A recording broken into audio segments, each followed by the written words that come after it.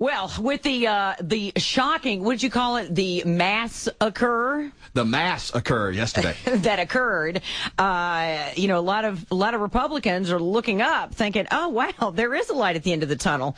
Probably one of them would be Congressman Robert Aderholt, and we have him on the phone. 7-term congressman representing Northwest Alabama, Alabama's U.S. Congressional Representative Robert Aderholt. Good morning, sir. Hey, good morning. It's good to be with you. And you know what? It is a good morning, isn't it? It is. How's the weather down in Birmingham? It's beautiful. Well, we had some rain and some thunderstorms, but right now it's looking pretty good. And we just meant, I guess we were speaking figuratively on a beautiful, beautiful day. Metaphorically. Right. I knew what you were saying. There's cause to be hopeful as the 2010 midterms approach, don't you think, Absolutely. Sir? No, it's been a real encouragement for the Republicans over the last 24, 48 hours.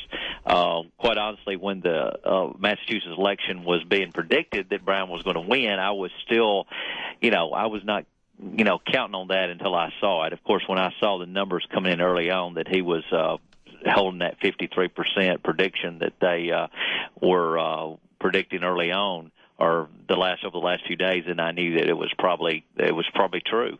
And so I think it's been a real wake-up call to Washington, especially the leadership here on the House side, the Senate side, and of course, as you know, the president. So his comments he is rethinking, I think, his agenda and what he's doing. So he better. I think it took that. It really took that. But I think I told somebody yesterday if the president and the Democrat leadership on the House and Senate side didn't get the message from what happened in Massachusetts on Tuesday night, then I don't know what it would take, because there's you don't even assume that a Republican could be. There is not one single House member from the Massachusetts delegation. Every Massachusetts member here in the House of Representatives that I serve with is a Democrat, and of course both senators have been Democrats. So to even have thought that a Republican could have been elected in that seat is just really, I think, beyond what anybody was even hoping for. No doubt about it, and we're like you. Even though the polling showed it might happen, we knew it would be close. We didn't believe it until the final vote was counted. What are people saying there? What is being said by your colleagues that may not be making the news? Well, I think they're just really I think privately they are thinking that things are very much in jeopardy for. Do the Democrats get it? Are you convinced that they got the message or not? I think it actually took Tuesday night for them to get it, because we had the race in Virginia, which a Republican took, in New Jersey, which is in of itself quite phenomenal that a Republican was elected in that state. Yeah, but they blew it off. They didn't say they gave it no weight at all. Exactly, but they just couldn't deny the Massachusetts race. That's right. It came to that, and they just could not deny it. And I think they're really waking up now and saying, well, maybe there is some discontent out there among American people. Now, you know what, Representative Aderholt, Chris Matthews talked to Howard Dean yesterday. Howard Dean says he thinks the reason there was such a resounding message of anger and frustration in the electorate in Massachusetts was because the voters are just angry that Obama hasn't gotten health care through yet. So I'm not sure everybody got it. Well, yeah, I can see, of course, Howard Dean is, he's coming from a different angle than I think most Americans are. Boy, but that tractor's off the farm, isn't it? But I think for the most part is that the most Democrats now are saying this is really beyond. But now let me say, Republicans have to. We need to be very careful. We've got to be careful how we read this. It's not that now everybody's just on, Republicans, whatever they do is the right thing. We've got to make sure that we listen to what the American people are saying. Oh, sure, because you know what? These Tea Party people will be right after the Republicans, too. They don't have party loyalty. And Representative Aderholt, it could be damaging to spend too much time gloating, couldn't it? Absolutely, and matter of fact, we had a conference meeting yesterday with the House Republicans, and we met, and that was the message was from our leadership is, don't take an arrogant attitude about this. Hopefully I don't think any of us would, but, it's easy to do that sometimes when you come off a great victory. But is that, we got to listen to what the American people says, and these are the independent voters out there that are speaking. And many of them were Obama supporters who bailed. Yes, absolutely. And I think think that's what's so amazing about this election is that, so many of the people that put Obama into office also put Scott Brown in office. Mm-hmm. Congressman, is it wrong of me to, I was hoping that one of the ramifications of this was that Nancy Pelosi might melt on the spot? Well, I will say that of everyone in Washington that's probably been the least to get it, I think it has been the Speaker. She is, matter of fact, I think I read something this morning, a headline of something that says that she's still saying we will have health care, which is, is just unbelievable. But hey, let's don't tell her. Let's don't keep it a secret. Let's keep it a secret. Well, Obama is suggesting now this morning he's telling ABC to a scaled back health bill. Well, I heard yesterday. My wife said she ran into one of my daughter's classmates' father, who works around the healthcare industry in Washington, and he was saying that Rahm Emanuel, of course, the chief of staff of the president, was calling around yesterday, trying to say, well, what can we get to save face? Okay, well, you know what? I hope you told him, and I hope people tell him. Maybe they can take a look at H.R. 3400 that you co-sponsored. Absolutely. And the thing somebody pointed out to me is, yes, a lot of the liberal news media out there is talking about Obama cannot get reform through. That's really not the case. The case is he cannot get a complete overhaul of the entire healthcare system in this country. People won't reform. Republicans won't reform. We think there's some things that we can all agree on.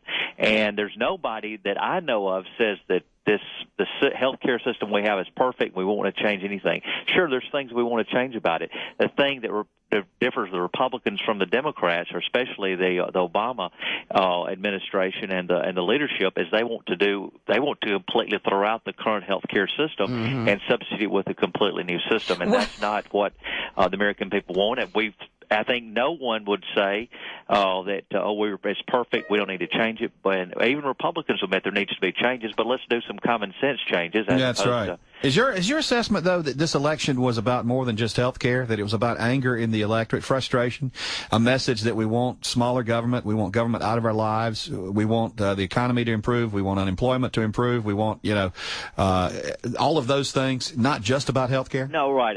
Lower taxes? Because he came out with the stimulus packages that's been passed, with the with the bailouts that have been passed, and I think what the message was sent, and healthcare is just the latest of the things, is that we don't want Washington cramming down our throats. That's right. What they want, we want it. This is a democracy or a republic where people, the people govern in this land. The president says, listen to this. He says we have not connected. He's talking about Democrats, with the people and what their values are. Yeah. And matching those values. Barack Obama told ABC. He said that's a mistake of mine. Matching the values of the American people. I think that's absolutely true. If only he believed it. If only he had values. I mean, from what he's shown for the last year, he'll basically do anything he can with the help of the henchmen to ram it down our throats no matter what. You know what? Scott Brown also ran on the terror aspect.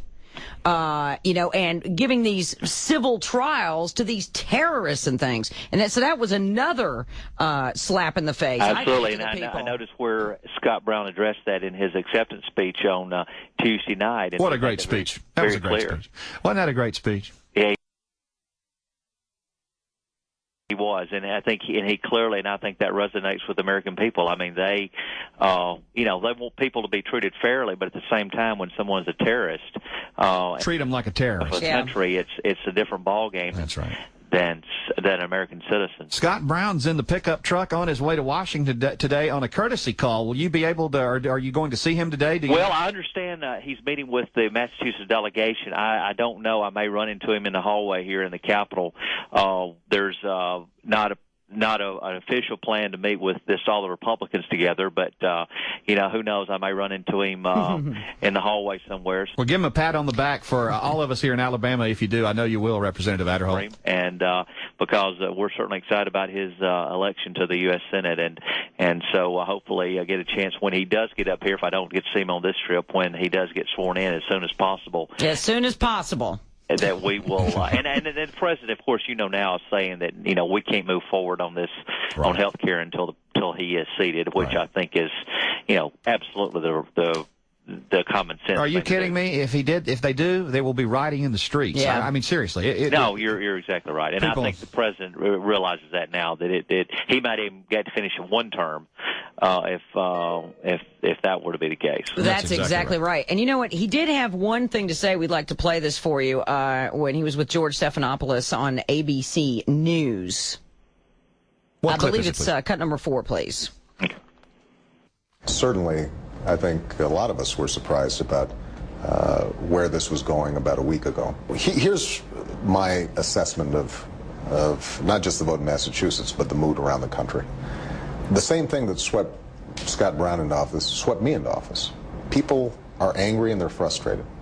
Okay, and he followed that up with not just in the last year or the last 2 years, but for the last 8 years. Of course, once again, blaming the Democrat defeat. It's all Bush's fault. Oh, George Bush. I'm sure President Bush would take credit for this one.